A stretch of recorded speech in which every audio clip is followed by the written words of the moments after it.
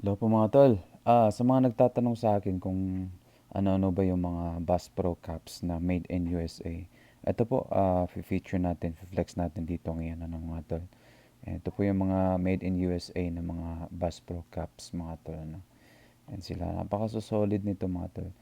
And then, yan, pili lang po kayo sa mga gustong magpasabay, sabihan nyo lang po ako. Yan po, yan pong khaki color. At saka, saan pa dito? Marami pa dito mga tol. Marami pang mga made in USA ng mga Bass Pro Caps. Hindi nga lang ano. Dito common, di pa ito na ano mga tol. Di pa ito na, di pa ito na ano, na pipeke dyan sa Pinas mga tol. Ayan po. Si materials nila, napakasolid nito. Ayan. Halos lahat ng parte ng caps na to is mayroong ano, tatak na made in USA. Sila mga tol. Ano. Yung snapback niya, yan.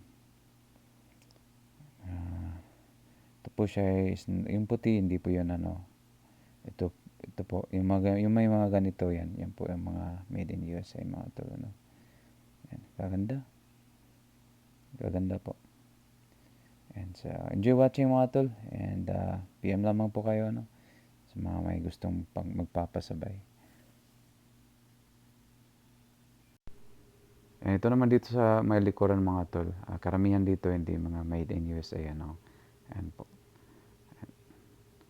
So, mga may gusto, napaka-solid na ito mga tol. Basta original.